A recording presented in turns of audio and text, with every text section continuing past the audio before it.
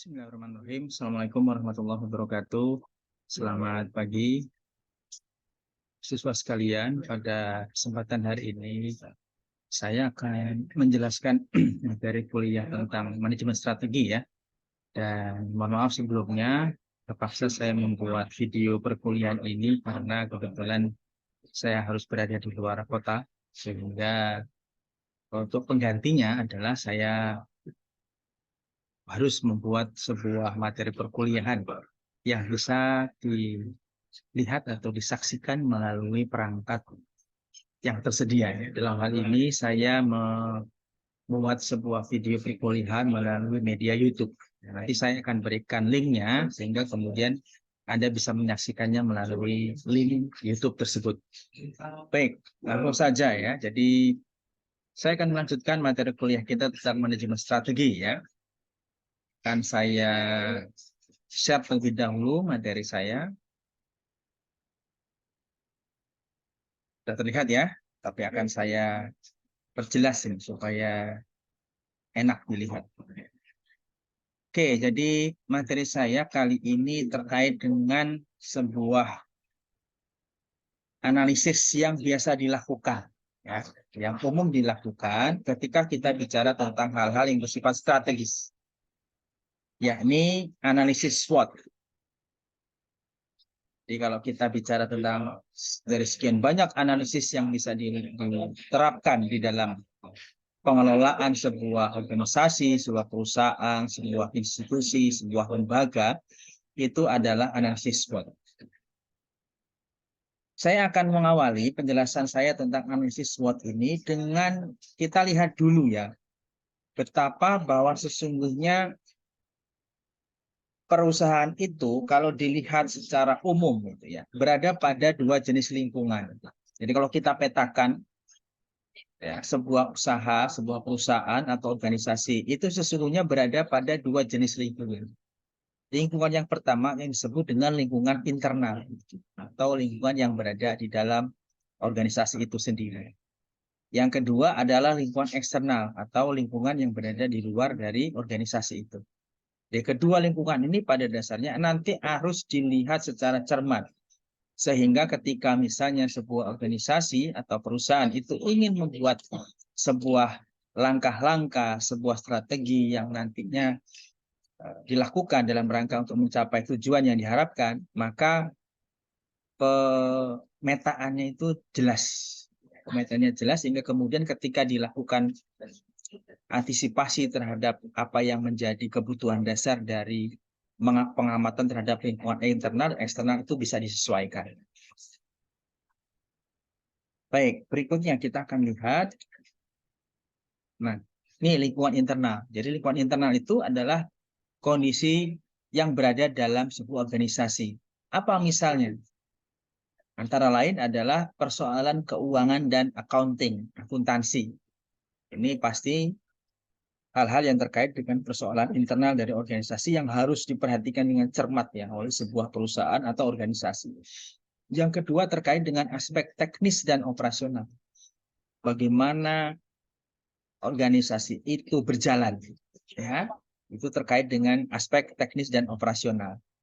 Dan yang berikutnya yang masih berada pada lingkungan internal adalah SDM ya. SDM yang bisa dilihat dari struktur organisasi dan manajemen yang ada pada sebuah organisasi atau perusahaan. Lingkungan yang kedua yang disebut dengan lingkungan eksternal itu diantaranya adalah pertama pihak kompetitor, para pesaing. Jadi ini juga harus menjadi perhatian ya. Kalau kita mau berhasil, mau sukses, persoalan terkait dengan siapa pesaing itu harus betul-betul kita cermati dengan seksama. Sehingga kita misalnya bisa mengantisipasi, kita bisa mengambil langkah-langkah yang tepat. Jadi jangan sampai terjadi kesalahan dalam menetapkan sebuah strategi. Yang kedua adalah supplier atau mereka yang bertugas bertindak sebagai penyuplai. Ini adalah lingkungan eksternal yang juga perlu diperhatikan. Yang berikutnya adalah teknologi, ya. Yang berikutnya adalah konsumen. Dan juga tidak kalah pentingnya adalah lingkungan eksternal yang berupa lingkungan sosial politik dan peraturan-peraturan dari pemerintah.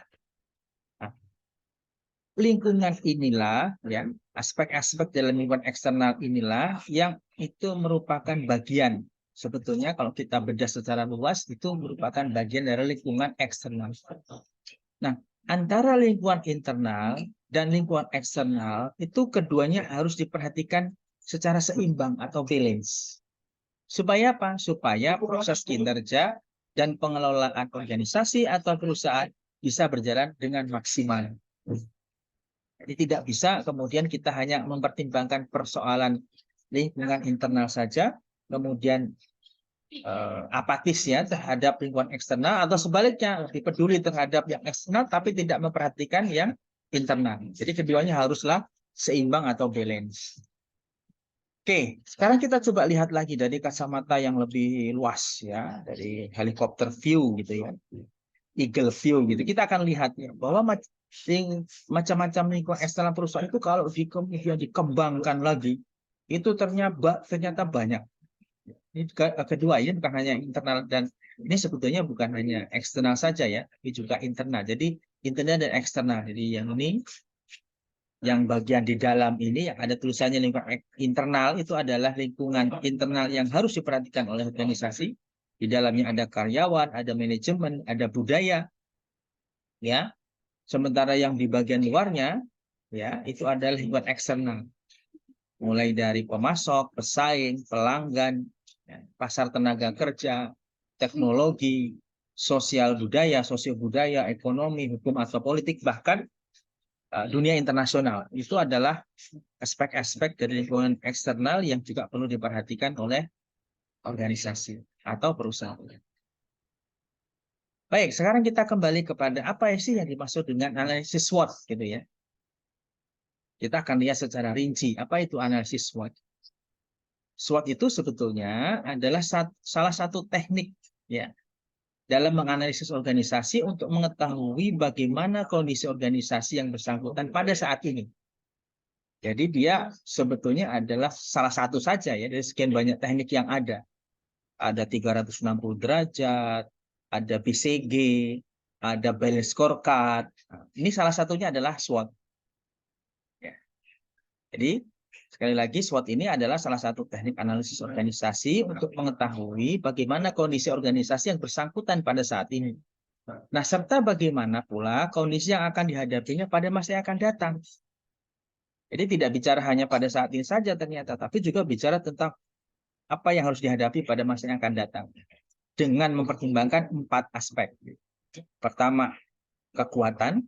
Yang kedua, kekuatan atau strength. Kemudian kelemahan, weakness. Kemudian kesempatan, opportunity. Kemudian ancaman, threats. Jadi ada 4 aspek di dalam SWOT analysis. Ya, sekali lagi, SWOT itu merupakan singkatan dari strength, ya, kekuatan, weakness, kelemahan, opportunities, kesempatan, dan threats, ancaman. Itu secara sederhana yang dimaksud dengan analisis. Oke, kita lihat sekarang. Apa manfaat sebetulnya dari analisis SWOT itu? Apa manfaatnya? Analisis SWOT punya manfaat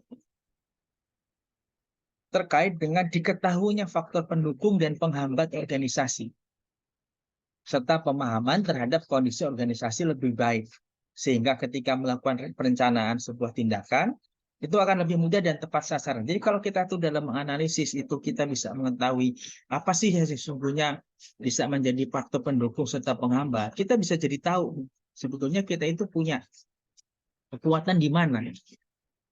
Karena setiap pihak itu, apakah dia bersifat individual, kelompok, organisasi, itu pasti punya kekuatannya, punya kelemahannya. Yang itu kalau bisa kita pahami, kita kemudian temukan gitu, maka kita bisa dorong itu menjadi driving sukses kita, gitu. Menjadi hal-hal yang mendorong kesuksesan kita.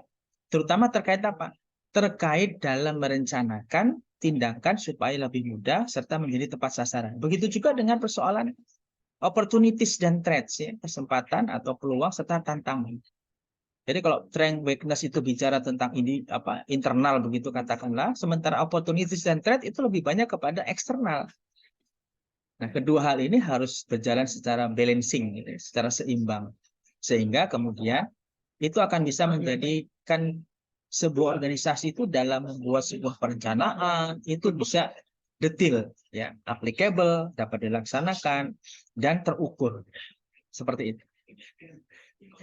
Oke, sekali lagi kita akan coba lihat apa komponen dari, ya, ini adalah komponen dari SWOT analysis, ya. Jadi di bagian dalam, ya, bagian internal itu ada pada bagian yang strength dan weakness, ya, strength dan weakness, kekuatan dan kelemahan. Sedangkan bagian eksternal ada pada bagian opportunities dan threats. Opportunities peluang atau kesempatan, dan threats adalah ancaman.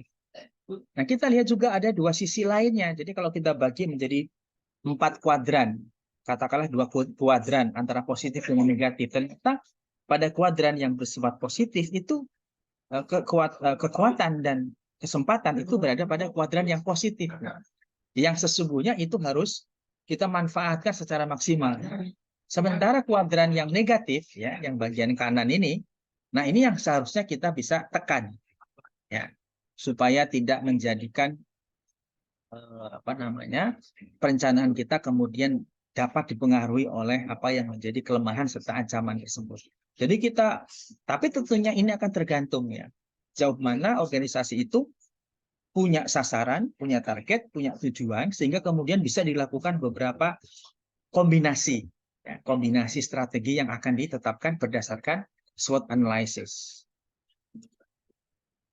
Oke, sekarang kita coba cermati satu persatu, ya, cermati satu persatu. Jadi kalau kita bicara kekuatan, ibaratnya adalah seekor macan, gitu ya, macan tutul, gitu, yang itu memungkinkan, ya, organisasi itu kemudian dapat terus tumbuh, berkembang, atau mencapai kondisi yang lebih baik. Coba kalau kita pernah mungkin melihat ada video, ya, perburuan dari seekor macan tutul terhadap buruannya, ya, apapun, apakah kelinci, apakah kijang, rusa, dan sebagainya. Bagaimana kemudian dia menggunakan sekuat tenaga, kekuatan yang dimiliki, untuk kemudian dia bisa menangkap, ya, dia bisa menangkap hewan buruan, mulai dari mungkin langkah-langkah kecil, ya, sampai kemudian dia dengan sekuat tenaga menggunakan segala daya upaya dari kekuatan kecepatan larinya, sehingga kemudian dia bisa menangkap hewan buruan. Nah, itulah kekuatan. Jadi ini adalah bagian yang berasal dari dalam organisasi yang memungkinkan organisasi tersebut bisa terus tumbuh dan berkembang. Dan tentu diharapkan akan bisa mencapai kondisi yang lebih baik dari waktu ke waktu. Kemudian yang kedua, kita lihat sekarang apa yang dimaksud dengan weakness atau kelemahan. Ini ada setiap faktor atau kondisi negatif yang berasal dari dalam organisasi yang memungkinkan organisasi tersebut mengalami kehancuran, kekalahan, degradasi, ataupun penurunan keadaan. Jadi ini memang seharusnya kita perkecil, ya. Jadi tidak mungkin, ya, kita tidak punya kelemahan. Kita pasti punya kelemahan. Persoalannya apakah kemudian kelemahan yang kita miliki itu bisa kita perkecil kemungkinan potensi untuk keluarnya. Sehingga kita tidak berada dalam sebuah keadaan yang hancur, yang kalah, degradasi, ataupun bisa menurun keadaan. Ya, jadi ini adalah sesuatu yang pasti akan ada dalam sebuah, baik itu individual maupun organisasional, tetapi karena ini sebuah hal yang bersifat berada pada kuadran yang negatif, maka sebisa mungkin kita kemudian mencoba untuk menekan, ya, sekecil mungkin terhadap kelemahan yang kita miliki.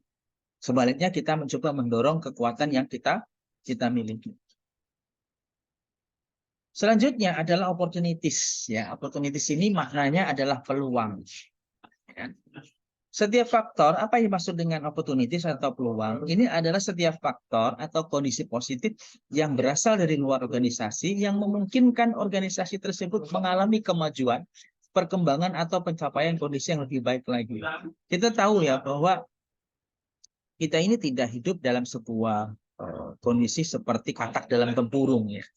Kalau kita merasa seperti katak dalam tempurung, mungkin kita melihat everything is fine gitu ya, semuanya baik-baik saja. Ya hanya di dalam tempurung itu, tetapi ketika sebetulnya itu dibuka tempurungnya, maka sesungguhnya ada peluang-peluang lain yang memungkinkan sebuah organisasi atau perusahaan atau bahkan individual itu bisa bergerak dengan lebih baik lagi.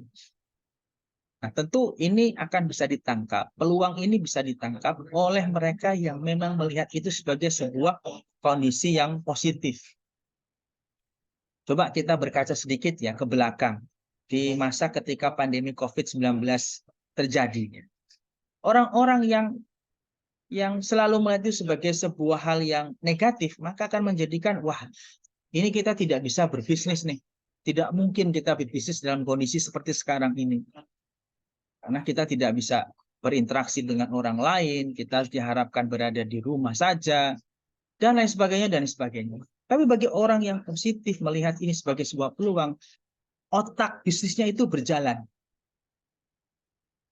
Ketika pemerintah misalnya mengharuskan untuk menggunakan masker, mereka yang memang melihatnya sebagai sebuah kesempatan, ya, sebuah peluang, mereka kemudian membuat yang namanya masker, yang itu kemudian mereka jual. Meskipun tentu ada saja yang menjadikan bisnis masker itu sebagai bisnis yang aji mumpung, ya. Artinya betul-betul menjadikan itu sebagai sebuah hal yang bisnis oriented murni gitu. Tidak ada unsur sosialnya sama sekali, bahkan kemudian yang terjadi adalah penimbunan-penimbunan. Ini merupakan sebuah hal yang seharusnya tidak dilakukan, ya. Tapi poinnya adalah betapa orang-orang yang punya sikap yang optimistis melihat itu sebagai sebuah peluang, maka kondisi pandemi COVID-19 itu menjadikan kemudian yang terjadi adalah munculnya atau terbukanya sebuah peluang untuk bisa mendapatkan cuan, profit. Mungkin ada juga yang lain, ya, seperti misalnya di bidang, kalau salah satu yang terpukul adalah di lembaga pendidikan atau di sekolah gitu misalnya. Bagi mereka yang mungkin ansih lembaganya itu memang betul-betul mematuhi apa yang sudah menjadikan ketetapan dari pemerintah, ya mungkin akan menjadi beban yang berat begitu. Bagaimana caranya membuat sebuah solusi mengatasi apa yang terjadi, tidak boleh untuk hadir di sekolah dan lain sebagainya. Tetapi bagi mereka yang melihat sebagai sebuah peluang, mungkin ada beberapa alternatif pemecahan. Bagaimana kalau misalnya tidak bisa hadir di sekolah, oh ternyata masih bisa menggunakan online class dan lain sebagainya. Jadi ini adalah sebagai sebuah peluang yang itu sebetulnya berasal dari luar, tetapi ketika itu digunakan dengan baik, maka akan bisa membuat sebuah organisasi mengalami kemajuan, perkembangan, dan juga bisa mencapai kondisi yang bahkan lebih baik lagi. Yang terakhir dari SWOT analysis adalah adanya threats atau ancaman. Apa yang dimaksud dengan threats atau ancaman? Jadi maksud dengan threat atau ancaman adalah setiap faktor atau kondisi negatif yang berasal dari luar organisasi yang dapat mengakibatkan organisasi tersebut mengalami kehancuran, kemunduran, atau bahkan jatuh pada kondisi yang lebih buruk. Namanya ancaman itu berarti sebuah posisi di mana kalau misalnya kita tidak bisa mengelak, maka ada kemungkinan, ya, ada kemungkinan kita akan jatuh. Memang persoalan ancaman ini harus dicermati dengan baik, ya, dicermati dengan baik, sehingga kemudian ketika kita mengharuskan kita untuk mencari jalan yang lain, maka sebisa mungkin kita kemudian melakukan komunikasi, ya. Kalau misalnya kita berada dalam sebuah organisasi, ada brainstorming di situ yang bisa dijadikan sebagai salah satu solusi. Jadi memberikan masukan, usulan, ya, input, bagaimana caranya supaya ketika ada ancaman yang muncul itu kemudian bisa dihindari sehingga tidak kemudian menyebabkan organisasi tersebut bisa jatuh atau bisa menjadi bangkrut. Nah, kesimpulan dari sebuah hasil analisis itu punya beberapa aspek. Punya beberapa aspek yang ujungnya adalah sebuah rekomendasi. Jadi kalau kita melihat setelah melakukan SWOT analisis, maka kita bisa melakukan beberapa hal yang bisa kita pilih sebagai sebuah strategi. Yang pertama yang disebut dengan strategi GO. Kalau disederhanakan, go itu maknanya adalah pergi, jalan, gitu ya. Artinya apa di situ maksudnya? Setelah kita melihat baik itu kekuatan, kelemahan, kemudian peluang sekaligus ancaman, maka kemudian kita bisa mengambil kesimpulan nih bahwa kita masih bisa menjalankan rencana kita sesuai agenda atau program yang telah disusun. Kenapa? Karena kekuatan dan peluang yang dimiliki organisasi itu relatif lebih besar. Jadi lebih banyak, ya, lebih banyak kekuatan dan peluangnya dibandingkan dengan kelemahan maupun ancaman. Sehingga target yang ingin dicapai itu masih realistis untuk dilakukan. Ya, masih ada kemungkinan sukses. Gitu. Maka strategi yang dipilih dari sebuah kesimpulan SWOT analisis adalah go. Strategi yang kedua yang disebut dengan strategi cancel. Cancel maknanya adalah membatalkan, menunda. Ya. Ini adalah ketika kita melihat, mencermati dengan menggunakan SWOT analisis, maka kemudian hasil analisanya mengatakan bahwa rencana itu sebaiknya dibatalkan. Kenapa? Karena tidak ada daya dukung yang memungkinkan organisasi tersebut akan sukses ketika apa yang menjadi target itu dijalankan. Kenapa? Karena terlalu lebih banyak kelemahannya ditimbang kekuatannya. Terlalu banyak ancamannya dibandingkan dengan peluangnya. Strategi yang ketiga adalah help atau menolong, membantu. Ini dilakukan, setelah ini dilakukan, manakala ketika kita melakukan sebuah SWOT analisis, maka kemudian kesimpulannya adalah lakukan penguatan terlebih dahulu. Harus ada nih, sebelum dilanjutkan, sebelum dilaksanakan lebih lanjut, maka apa yang harus diperbaiki? Harus ada penguatan-penguatan. Jadi kita bisa memperbaiki kelemahan yang ada, ya. Kemudian kita susun dulu rencana antisipasi terhadap ancaman dengan lebih baik lagi. Baru kemudian ketika itu semua sudah bisa diselesaikan, kemudian kita bisa melaksanakan apa yang sudah kita rencanakan. Yang terakhir adalah recon. Ya. Ini adalah posisi di mana hasil analisisnya menunjukkan bahwa kita diminta untuk mempertimbangkan kembali. Ya. Pertama adalah ketika rencana memang bisa dilaksanakan, karena kelemahan dan ancaman itu bisa diantisipasi atau diperbaiki, maka itu dijalankan. Tapi bisa juga bahwa pelaksanaan rencana tersebut ditunda atau bahkan dibatalkan sama sekali manakala waktu, potensi yang ada tidak memungkinkan untuk dilakukannya perbaikan, bahkan itu dilakukannya sebuah tindakan. Jadi sekali lagi ada 4 komponen yang strategi ya yang bisa dilakukan dari hasil sebuah kesimpulan analisis. Go, cancel, kemudian help, dan yang terakhir adalah recon. Nah, bagaimana strategi yang bisa dilakukan? Strategi dalam analisis SWOT ada 4 ya yang bisa dilakukan dalam analisis SWOT itu. Apa itu? Ada yang disebut dengan strategi SO. Ya, strengthness opportunity, yaitu strategi yang menggunakan kekuatan untuk memanfaatkan atau meraih peluang. Ada lagi strategi ST, yaitu strategi menggunakan kekuatan untuk mengatasi ancaman.